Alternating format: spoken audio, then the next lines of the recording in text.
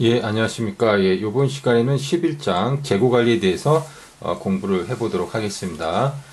그 재고를 갖다가 우리가 유지를 할 수밖에 없는데요.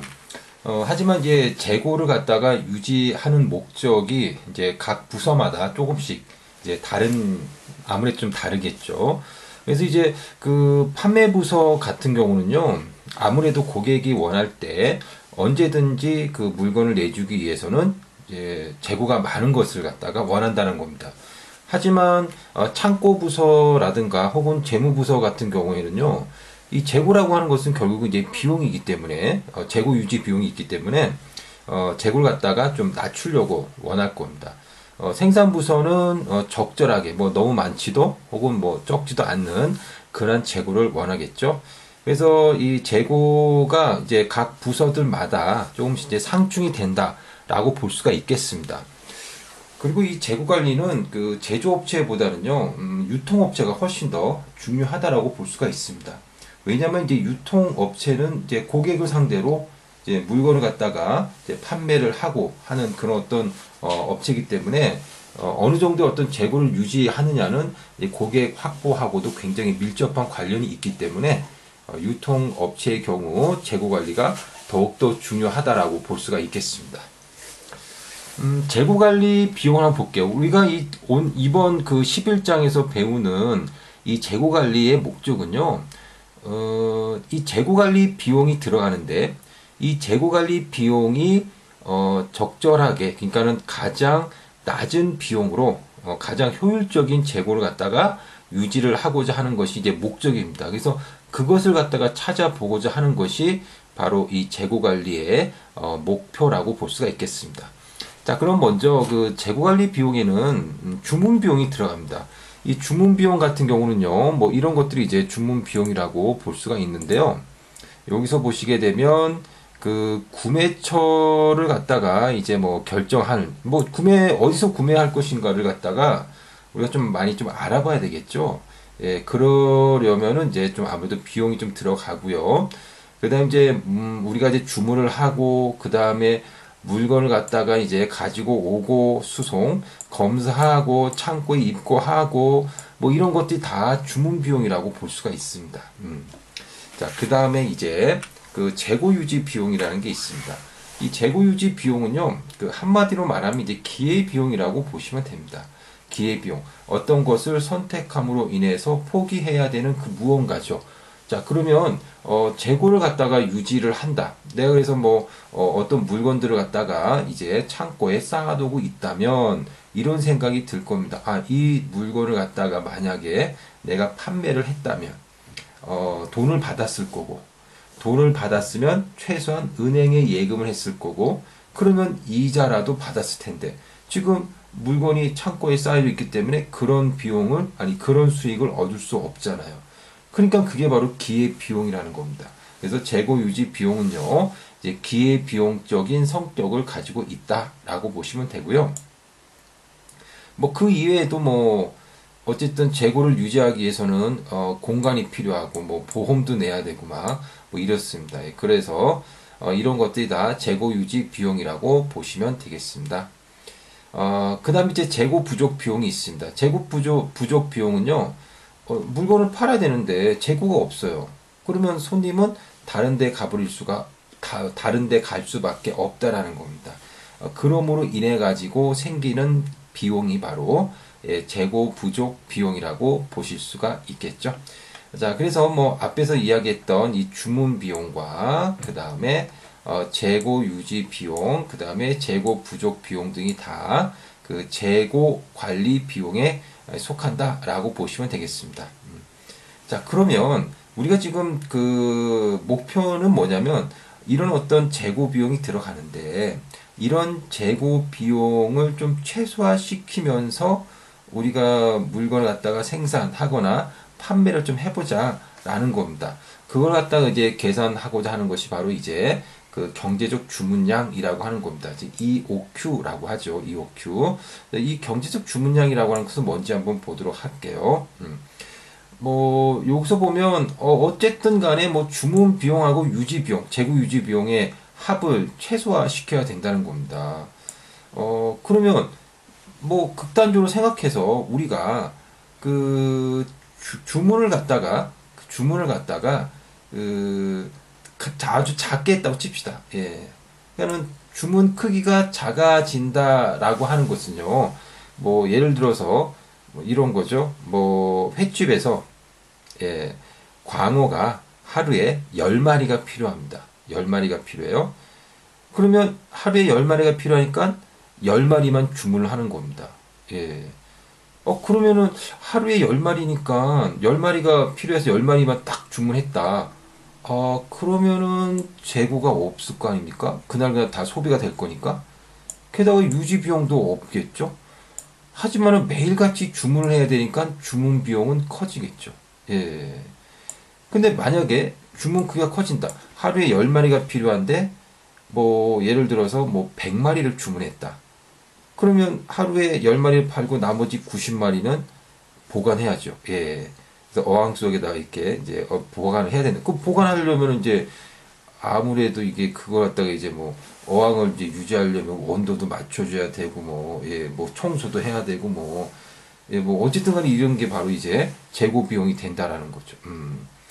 자, 그래서 그리고 이제 지금 여기 이제 그래프가 하나 나오는데 이 그래프의 의미는 뭐냐면요. 이런 겁니다. 자, 뭐 예를 들어 가지고 이제 그 아까 그 횟집 이야기 했으니까 그 광어라고 하는 이 재료를 이제 주문했다고 칩시다. 그래서 몇 마리를 주문했냐면요. 예를 들어 가지고 한 100마리를 주문했다고 칠게요. 이게 바로 Q입니다. Q라고 하는 것은요. 일의 주문량을 이야기합니다. 한 번 주문을 했을 때 얼마나 주문을 하느냐. 이게 바로 이제 일의 주문량이라고 보시면 되고요. 그래서 이제 100마리를 주문했는데 이제 쓰겠죠. 하루에 10마리씩. 그러다 보면 계속해서 재고가 점점 줄어들겠죠. 예. 그래서 이게 자꾸 내려가는 겁니다. 예.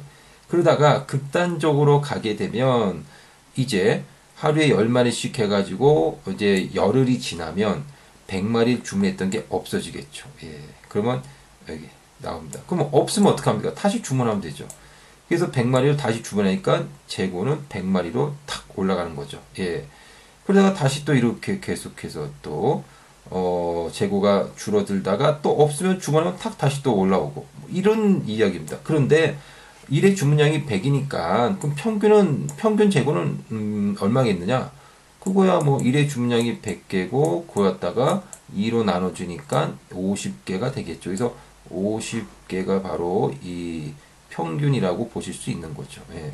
그래서 이런 그래프를 우리가 그려볼 수가 있었다라는 겁니다.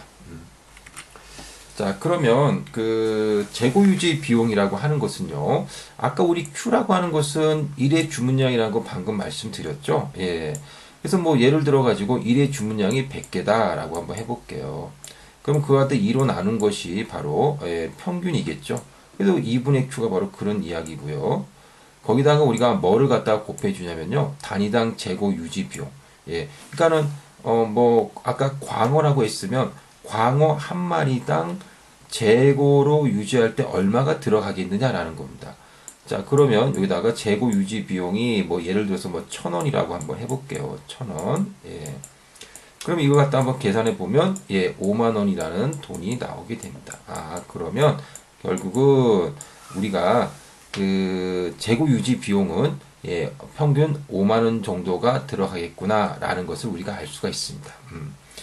그래서 2분의 Q 곱하기 H 요거가 이제 재고를 유지했을 때 들어가는 비용입니다. 재고를 유지했을 때 들어가는 비용이 바로 2분의 Q 곱하기 H라고 보시면 되겠습니다.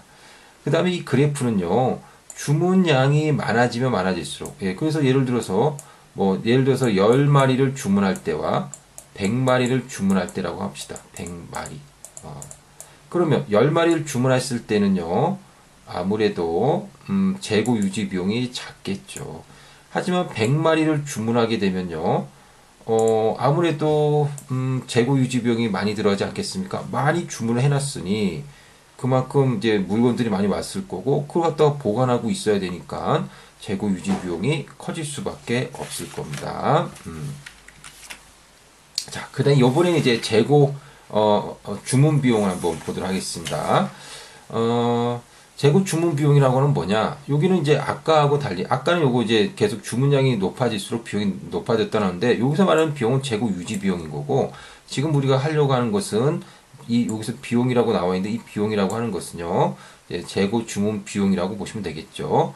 그래서, 예를 들어 가지고요, 아까 하루에 10마리가 필요한데, 10마리 밖에는 주문을 안 했다라고 한다면, 매일같이 주문을 해야 되잖아요. 그러니까 주문 비용이 커질 수밖에 없겠죠.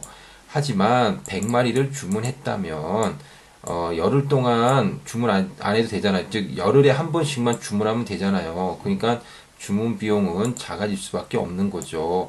그러니까 재고 주문 비용은 이렇게 우하향하는 그래프가 된다라고 보시면 되겠습니다. 그 다음에 여기 있는 그 공식을 우리가 한번 잠깐 살펴보면요. D라고 하는 것은 연간 수요량입니다. 예를 들어서 광어가 연간 1000마리가 수요가 있다고 칩시다. 연간.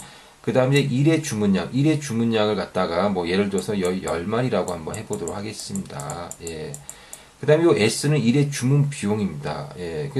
한 번 주문할 때 들어가는 비용이 얼마냐? 뭐 예를 들어서 뭐 1000원이라고 한번 해볼게요. 1000원. 자, 그러면 재고 주문 비용은 얼마겠느냐? 10분의 1000 곱하기 1000. 이거 계산하시면 되겠습니다. 예. 그래서 요거를 계산하니까, 요걸 계산하게 되면 아마 이게, 10만원 나오게 될 겁니다. 10만원. 10만원 나오게 됩니다. 자, 이게 바로 이제 재고 주문 비용이라고 보시면 되겠죠? 자, 그러면 우리가 이제 재고 유지 비용하고 재고 주문 비용을 갖다가 이야기 했었는데요. 자, 주문 비용은 어떻습니까? 주문 비용은 계속해서 주문량이 커질수록 감소한다라고 이야기 드렸고요. 재고 유지 비용은 어떻습니까? 재고 유지 비용은 주문량이 커질수록 계속해서 증가한다라고 말씀을 드렸습니다. 그래서 이런 그래프를 그릴 수가 있고요. 그 다음에 우리가 이제 비용을 최소로 해야 되는데 이 두 비용을 합한 비용이 바로 총 비용입니다. 그래서 총 비용 그래프를 그려보니까 이 두 개를 합한 총 비용 그래프는 이런 식으로 U자형이 되고 가장 비용이 작은 곳이 바로 요 부분이고요. 요 부분을 봤더니 바로 유지 비용과 재 주문 비용이 같아지는 점. 여기가 바로 총 비용이 가장 작은 점이라는 겁니다. 자, 그럼 우리의 목적은 좀 비용을 갖다가 최소화시키는 것이 목적이잖아요. 그럼 비용을 최소화시키는 부분이 바로 유지 비용과 주문 비용이 같아지는 점이라는 것을 갖다가 이제 우리가 알았으니 그렇다면 우리가 계산하면 되겠죠? 계산을 합시다. 자, 그래서 2분의 Q 곱하기 H. 이 2분의 Q 곱하기 H는 아까 뭐였습니까? 이게 재고 유지 비용이었습니다. 이게 재고 유지 비용. 예. 앞에서 우리가 해봤죠? 근데 방금 전에 Q분의 D 곱하기 S. 요건 뭐였죠? 요건 재고 주문 비용입니다. 주문 비용. 이것이 같아지는, 그랬을 때, 그래서 재고 유지 비용은 이렇게 그래프가 올라가고, 재고 주문 비용 이게 그래프가 내려오니까, 여기서 만나는 똑같아지는 점에서 바로 총 비용이 최소가 되더라라는 겁니다. 최소가 되더라. 예. 그래서 이런 그래프를 아까 우리가 봤었고, 그래서 요거 갖다가 같게 놓고, 여기 만나는 점에서 비용이 최소니까 같게 놓고, 풀어보면 된다는 겁니다. 풀어봤더니, 바로 이런, 결과가 나오게 된 거죠. 그래서 요 Q라고 하는 것은 결국은, 비용을 최소화시키는 주문량이라고 보시면 되겠습니다. 비용을 최소화시키는 일의 주문량입니다. 그래서 비용을 최소화시키는 일의 주문량을 어떻게 계산하냐? 루트분의 H분의 EDS 이렇게 계산하시면 되겠습니다. 자, 그러면 문제 한번 풀어볼게요. 자, 여기다 그냥 문제를 그대로 대입하시면 돼요. 먼저 경제주 주문량, 즉 비용을 최소화시키는 주문량은 얼마냐? 그래서 루트 이 H분의 EDS니까 H가 뭡니까? H라고 하는 것은요, 우리가 단위당 재고 유지 비용입니다. 단위당 재고 유지 비용이 얼마인지 문제에서 한번 찾아보세요. 여기 보시면 소요되는 비용은 단위당 100원이 소요된다라는 게 나옵니다. 예. 그래서 이 100원이 바로 예, 요거 예, 단위당 재고 유지 비용이 되는 거고, 그다음 2 곱하기 D. 이 D라고 하는 것은 뭐였습니까? 연간 수요량입니다. 연간 수요량이 어디 있죠? 여기 있네요. 연간 4,000개가 필요하다라는 말이 있잖아요. 그러면 4,000개라고 하는 것은 예, D라고 보시면 되겠습니다. D. 예. 그 다음에 이 S라고 하는 것은 일회 주문 비용입니다. 일회 주문 비용이, 일회 주문할 때마다 500원. 일회 주문 비용 500원이네요. 그럼 500원 대신, S 대신 500원을 집어넣으면 되겠죠. 그리고 계산해가지고, 이거 갖다 집어넣어가지고 계산하니까, 경제적 주문량은 200개구나, 라는 것을 우리가 알 수가 있겠습니다. 자, 그 다음에 이제 ABC 재고 관리입니다. 이 ABC 재고 관리라고 하는 것은 뭐냐면요. 그 누적 매출액을 기준으로 해가지고요. 이제 그 물건을 갖다가 A, B, C 세 개 품목으로 나누는 겁니다. 물건을 갖다가 뭐 몇 개 취급 안 하는 곳은 뭐 이런 거 할 필요는 없지만, 뭐 할인점, 여기 나오는 백화점, 뭐 이런 데는 물건을 취급하는 품목 수가 굉장히 많잖아요. 그러면 도대체 어떤 물건을 갖다가 우리가 재고 관리를 잘 해야 될지, 뭐 누구는 또 뭐 모든 물건을 다 재고 관리해야 되지 않느냐라고 할 수도 있지만, 솔직히 말해서 잘 안 팔리는 물건들, 예, 매출액이 뭐 굉장히 낮은 물건들까지도 우리가 막 신경 써가면서 뭐 하게 된다면 그만큼 이제 비용이 많이 들어가잖아요. 그러니까는 매출이 조금 잘 나가는 뭐 그런 물건들을 중심으로 우리가 재고 관리를 좀 더 신경 쓴다면 아무래도 좀 더 효율적이라고 볼 수가 있겠죠. 그래서 어떻게 하냐면 각 품목을 갖다가 연간 매출량, 연간 매출, 그러니까 연간 매출액으로 배열을 하는 겁니다. 그리고 나서 이제 누적을 시킨다라고 보시면 되는데, 제가 아마 이렇게 수업 시간에 이렇게 아마 설명을 드렸을 거예요. 예, 두부가 있고요. 두부가 1,000원어치 팔렸습니다. 연간으로. 고등어가 있는데, 고등어는 뭐 800원어치 팔렸고요.